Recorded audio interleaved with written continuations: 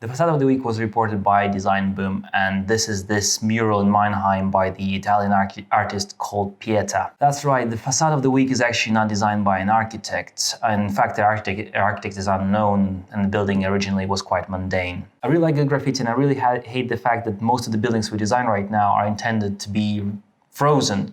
They are not intended to change. Vandal-proof materials are preferred. We designed the building so that it remains unchanged for the next 60 years, as described by the warranty provider's requirements. I truly believe that the worst thing that can happen to modern facade is when it gets listed. Well, it's become so important that it gets listed or preserved in any shape or form. Let's take, for example, Blackwall Tunnel ventilation shaft by Terry Farrell. It was listed very soon after it got built, probably because of its shape and the location. At the time, there was virtually nothing there. The building aged very badly in terms of both material and really style. Now it looks horrible surrounded by modern skyscrapers. It really looks out of place. I believe that the same fate awaits most of the funny shaped monuments we design right now. It's already happening. Take a look at Zaha Hadid buildings, for example. On the other hand, we have Fondazione di Prada by OMA. They have taken an existing building that was not listed or preserved, and they have created a masterpiece out of it by just simply painting it gold. I think we really should learn from this. Building Better, Building Beautiful Commission suggested planners to say no to ugly buildings. Finally, I'm pleased. Now we can stop doing these ugly buildings. Well, we built the ugly buildings before just because we didn't know we can't build the ugly buildings. Now we were told that the buildings we built are ugly, so we don't build them anymore. The news for me is that such government body actually exists. I have checked, and yes, this actually is sanctioned by government. There's a group of people that are seriously discussing the beauty of buildings and advising government on this. They do have terms of reference where one of the points is actually advocating for beauty. This week they have released a 94 pages long report, Creating Space for Beauty. In this report they indeed give praise to Mailing's development in Newcastle. Quote, "Schemes such as these, where people feel such a profound association between the beauty of the place with their own lives, should be the rule, not the exception." Well, they say the perception of beauty is actually a very subjective thing.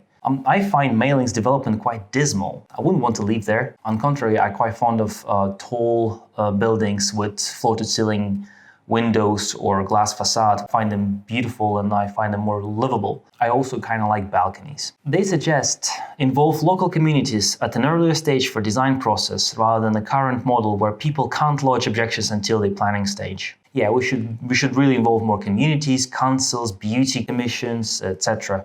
No wonder we have a housing crisis. We really need to have less bureaucracy and build more buildings. UK Housing Secretary James Brockenshire said, "I am determined to reach our target of building 300,000 homes a year by mid-2020s. But it's right that we do not do this at any expense. What is built must stand the test of time." As I mentioned previously, unless the building is actually listed for stupid reasons such as someone's arbitrary opinion beauty, the building should really stand test of time of 60 years, which is prescribed by the warranty provider. After 60 years, the building can be safely demolished and replaced by the new building, which is perceived beautiful at the time of its building. Commission also suggested to use, quote, "consulting and impact testing online in virtual reality." The Princess Foundation have created the online Build in My Backyard Toolkit, or BIMBY, to support the co-design. Private firms have created online tools to gather people's likes and dislikes about different places for master plans. I think they refer to Instagram and Facebook. I only hope that these people are not getting paid from public funds and their role is purely advisory. Patrick Schumacher has made the news this week. I love Patrick Schumacher news.